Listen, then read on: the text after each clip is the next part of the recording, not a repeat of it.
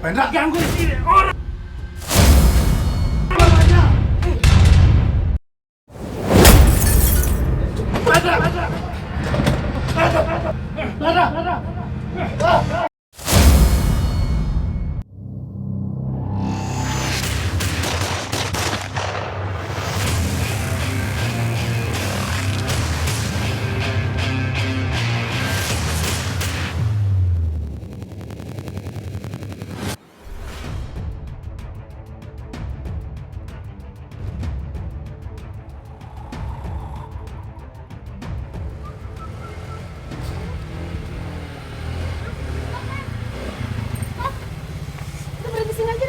Apa sih? Dari tadi stop terus. Sampai ini gimana sih? Narik motor kok begini? Kayak narik rumput. Tikung sana, tikung sini. Nyelip sana, nyelip sini. Seakrabnya dewek, ugal-ugalan banget sih. Emang jalannya jelek, Bu. Tadi kan Ibu bilang pengen cepet. Ya udah saya ngebut. Iya, pengen cepet, buru-buru nyampe. Tapi nggak harus kayak gini juga kali, Mas. Udah deh, saya terusin aja. Ini ongkosnya. Loh, kok segini? Tadi kan sepakatannya 50.000. Masih untung saya kasih ongkos daripada enggak sama sekali. Ya nggak bisa dong. Nah, sakarepmu, terserah. Mendingan sampean nggak usah narik ojek. Daripada penumpangnya jantungan. Helmnya. Nih, saya kasih. Nih, daripada kepala saya gatelan. Dasar pelit. Hendra suaminya berwatak temperamen kasar pemarah. Sri tak lagi kerasan di rumah di Kebumen, Jawa Tengah. Ke Jakarta, Sri mantap hati mengair rezeki. Meninggalkan suami dan 2 anak lelaki. Menyambangi kepala dusun, Sri mengurus surat yang dibutuhkan. Memangnya kenapa sih kok Bu Sri nggak betah di sini? Ya habis gimana ya Pak Kadus ya, suami saya kan orangnya galak, kasar, KDRT, terus nggak bisa memenuhi kebutuhan rumah tangga juga, mau ini nggak bisa, mau itu nggak bisa, buat makan juga kadang-kadang susah. Makanya ya terpaksa saya harus bekerja, gitu loh Pak Kadus. Aduh, saya jadi curhat ini, maaf ya Pak Kadus ya. Nggak apa-apa Bu Sri, namanya juga kan saya Kadus, wajar. Kalau saya banyak nerima curhatan masyarakat sini. Yang penting Ibu sudah cerita ya, saya juga jadi lega, jadi tahu. Oh ya, mana yang harus saya tanda tangan? Iya, ini. Oh ya, ini ya. Saya baca dulu.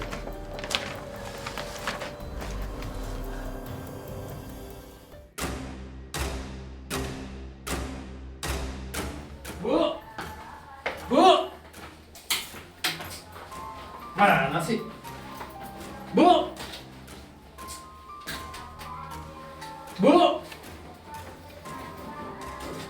Mana sih orang? Bu. Ono apa tuh sih Pak? Teriak-teriak segala.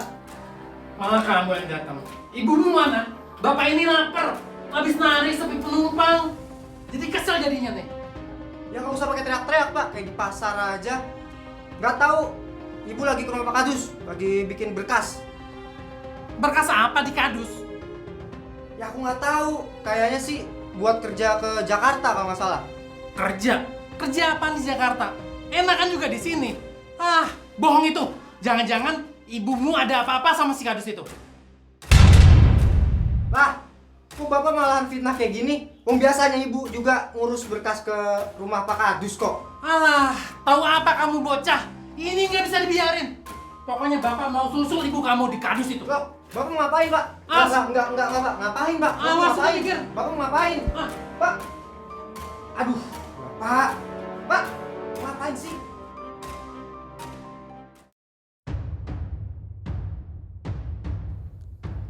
Di antar curiga dan amarah, Hendra menggeruduk rumah kepala dusun, mencari Sri istrinya.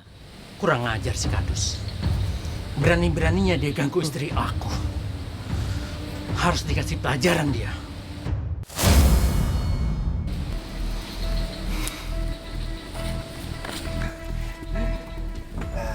Ini Bu Sri, berkasnya sudah saya tanda tangani. Semoga Ibu lancar ya di Jakarta. Amin. Terima kasih banyak ya Pak Kadus, Sama-sama. doain. Siap. Oh ya, ini ada sedikit untuk beli kopi, nggak banyak kok. Wah, Bu, udah lah Bu, gak usah Bu. Nggak apa-apa, diterima. Gak apa-apa Bu. Diambil ya. Serius saya ikhlas loh Bu. Sri, Bapak kok ada di sini? Pak Hendra, Pak, tunggu Pak, duduk dulu Pak. alah, nggak usah basa-basi. Kalian udah kepergok basah kok, segala pura-pura, kurang ajar.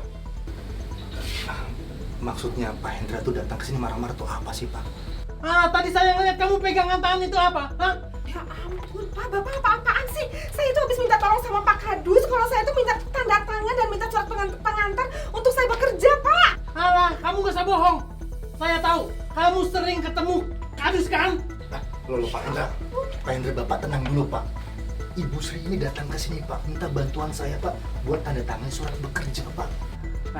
Kamu Yusuf, kamu gak sok alim, gak sok bijak. Dasar laki kurang ajar. Pak Hendra, fitnah saya. Salah saya apa Pak? Dasar kamu, Kadus otak mesum. Sudah. Udah Bapak pulang sana. Pak Kadus, saya minta maaf ya atas perlakuan suami saya. Sana Pak, pulang.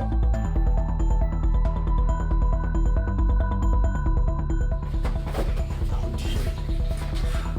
Sudah dibantu. Berat onar lagi. Di rumah, cekcok Pak Sutri pecah sengit sekali. Tak ada lagi sisa kemesraan di 21 tahun umur pernikahan. Polisi mau masuk penjara. Loh, kamu kok malah belain si Kadus itu? Ternyata bener ya, kamu memang ada main di belakang si Kadus itu. Kamu kenapa sih nuduh terus? Curiga terus. Saya itu sama Pak Kadus nggak ada apa-apa. Saya udah tua, malu. Ngapain kayak gitu-gitu coba? Udah hidup susah juga. Ah, alasan kamu itu emang harus dikasih pelajaran.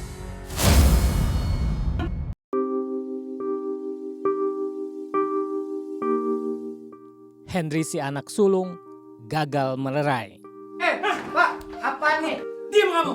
Kamu nggak tahu urusan apa-apa. Bapak emang nggak tahu diri ya? Udah berapa kali Bapak kasarin Ibu? Masih nggak puas juga? Tahu apa kamu ini, hah? Udah, Ibu ikut aku ya.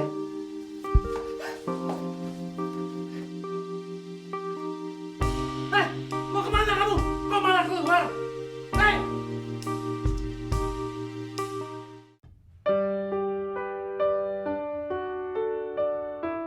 Sri akhirnya benar-benar berangkat ke Jakarta, kerja sebagai pembantu rumah tangga. Akan halnya Hendra, ia tak rela melepas begitu saja. Ya sudahlah, saya juga mau cari kerja selama di Jakarta. Nanti kita sering ketemu ya. Loh, ya nggak bisa toh Pak.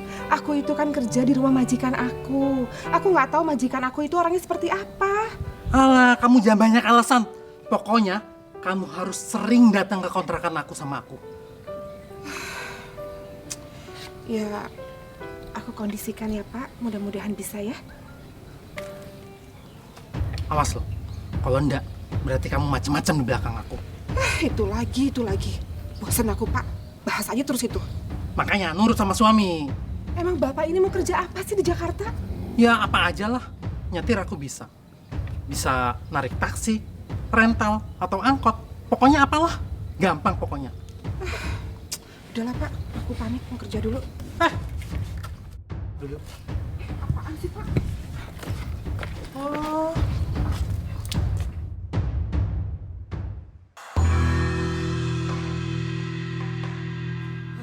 Di Jakarta, Hendra kerja menyopir mobil travel. Meski juga tinggal di Jakarta, Hendra sulit bertemu istrinya. Sri harus tinggal di rumah majikannya.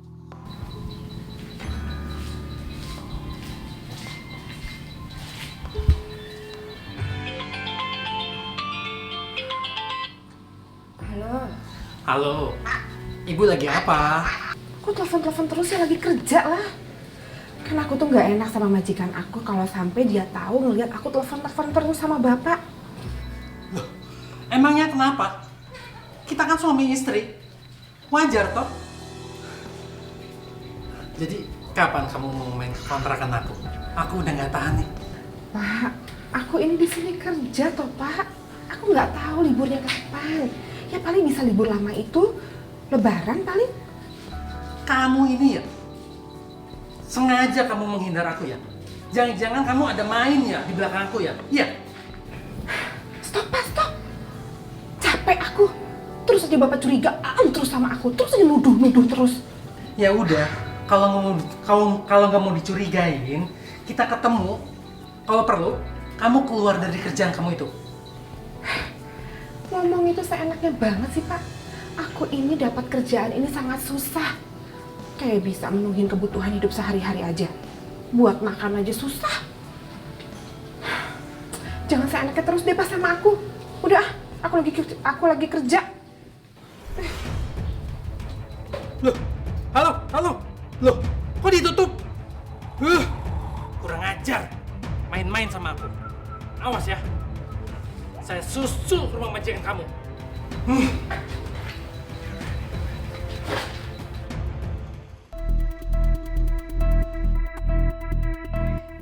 Hendra yang dirasuk murka merangsek rumah majikan Sri.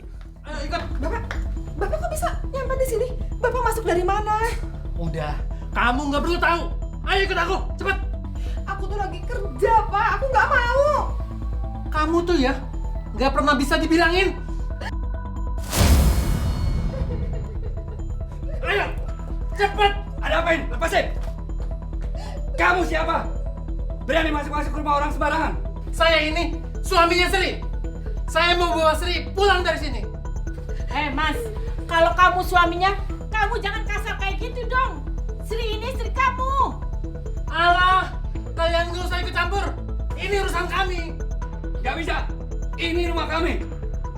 Sekarang kamu keluar. Keluar. Kalau enggak, saya lapor polisi nih. Ya, Cepat keluar. keluar. Cepat keluar. Ya. Cepat.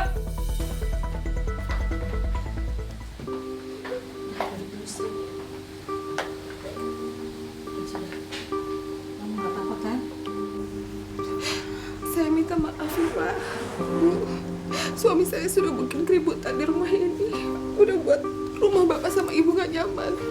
Ya, lebih baik kamu lapor saja ke polisi atas tindakan KDRT supaya suami kamu jerak dan tidak akan mengulanginya lagi.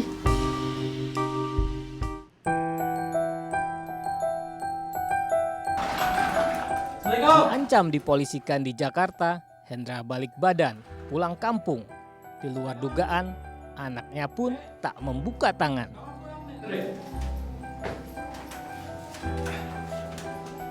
Waalaikumsalam. Bapak. Ngapain kesini? Bapak kebetulan lagi libur. Sekaligus Bapak pengen ketemu kamu. Kemungkinan Bapak juga mau tinggal di sini dan cari kerja di sini. Enggak. Ibu udah nelpon aku. Udah cerita kelakuan Bapak di Jakarta. Bapak kesini karena takut kan? Karena Ibu udah ngelaporin Bapak polisi. Ibu udah lapor ke polisi. Iya, biar Bapak kapok. Biar nggak kasar sama Ibu lagi. Dri, tolong Bapak lem. Tolong Bapak lem, Dri. Kak, Bapak mendingan pergi deh. Soalnya aku udah muak sama kelakuan Bapak. Orang-orang sekampung juga udah muak sama kelakuan Bapak. Ini juga bukan rumah Bapak lagi. Ini rumah orang tuanya Ibu. Mending Bapak sekarang pergi. Tolong Bapak mulu, Dri. Bapak juga kalau tinggal di sini nggak akan benar. Mending Bapak sekarang pergi. Atau aku laporin sama nenek. Sekarang Bapak pergi.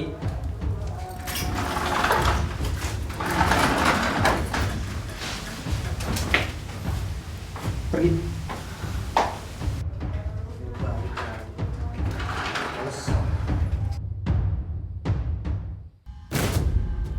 Hendra merasa tersudut sendirian. Kesal dan bingung, serta marah berhimpun di benaknya. Lantas, satu nama dianggapnya sebagai biang kerok. Yusuf, si kepala dusun. Lagian juga Sri, apa-apaan sih? Segala telepon ke rumah segala. Ini pasti gara-gara si Yusuf Kadus itu. Pasti Sri masih berhubungan sama dia selama di Jakarta. Dia harus aku kasih pelajaran.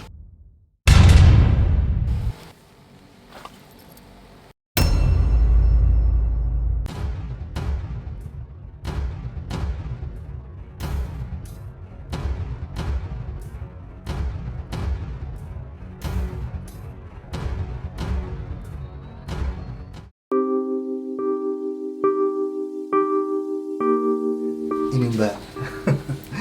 Jadi gimana? Ada yang bisa saya bantu lagi? Wah, cukup Pak Kadus. Terima kasih sekali lagi sudah dibantu. Kalau gitu, saya pamit dulu ya. Oh, ya Mbak. Terima Hati-hati kasih, Mbak ya. Pak Kadus. Sama-sama. Mbak, Iya. ada yang lupa ya Mbak ya? Oh iya, Pak Kadus. Terima kasih ya, Pak Kadus. Sama-sama loh Mbak. Saya pamit dulu ya. Iya. Permisi, Pak Kadus. Terima kasih loh Mbak. Iya, Pak Kadus. Ikhlas Mbak ya? Iya. Cemburu buta membuat Hendra gelap mata. Sebilah sabit telanjang bersamanya. Dasar lo pengen ganggu istri orang.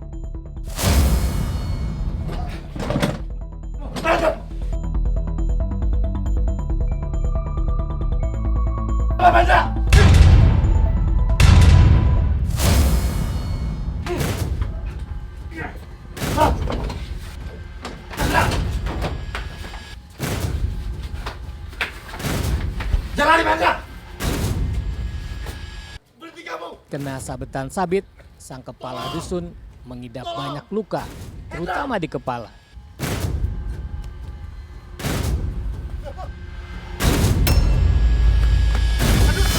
Pak Kadus! Pak, piye Pak? Kok iso banyak darah gini Pak? Pak! Kenapa? Hendra, bacok saya. Hendra. Hah? Dibacok Hendra?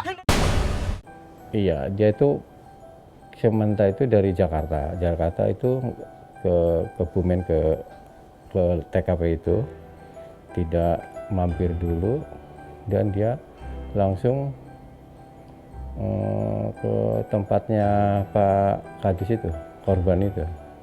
Dan di dalam perjalanan itu karena rumahnya tersangka sama rumah korban tidak jauh dan dia jalan kaki, dia mampir di satu rumah menemukan parang itu yang buat menganiaya korban itu. Tapi setelah itu korban mungkin lebih muda dan dibacok kayak gini, dipukul, disabit-sabitkan kayak gini, akhirnya copot, dia melawan, mungkin dia merasa kalah secara fisik ya karena tersangka lebih tua, terus lari ke pesawahan, terus yang korban tidak mengikuti lagi karena apa? Karena udah tidak terasa karena ada bekas senjata taban yang mengena kepalanya. Sudah kami bilang, tidak boleh mereka sendiri. Lihat ini bagaimana sih? Orang nggak tahu lagi gue. Udah Pak, bawa aja Pak. Bawa dia. Sekarang bawa.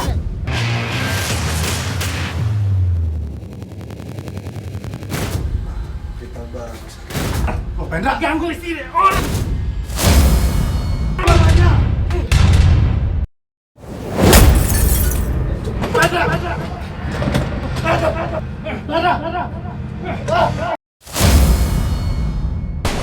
Pak, saya sabit antara 4 kali, tapi ya namanya saya nggak pernah bunuh orang Pak. Saya nggak pernah bunuh orang Pak. Tuh saya gugup banget. Ya Allah, gugup banget Pak. Saya nggak bisa bunuh orang Pak. Kalau saya bunuh orang pun dia udah mati Pak orangnya Pak. Terus saya pukul-pukul gitu doang. Arit itu jatuh Pak ya. Lepas dari gagang itu. Terus dia nempel ke saya, nubruk saya, langsung saya begini, nubruk ke saya. Terus gagang arit itu saya pukul begini ke leher ini, kayak ini gitu. Terus dia kabur, actionnya dia, tolong. Sebenarnya si tersangka ini sudah menaruh dendam cukup lama. Dan dia mesti tidak percaya kepada istrinya mungkin gitu ya.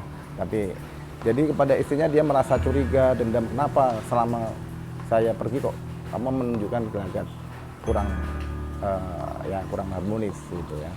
Kemudian si tersangka H ini yang umur 50 tahun ini mengincar si salah satu korban ya. Dia akhirnya ke rumah korban tersebut ya, dan dia memang sengaja saya akan melakukan, pokoknya akan balas. Terbukti dia sudah belanja sabit itu. Dia dalam rencana itu dia harus menghabisi si korban. Ya, pokoknya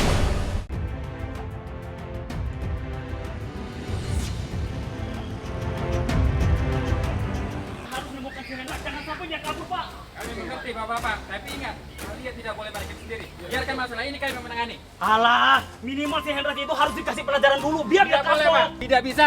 Betul, Pak. Biar masalah ini kami yang menangani. Tidak boleh hakim sendiri. Kita harus kasih pelajaran dia, Pak.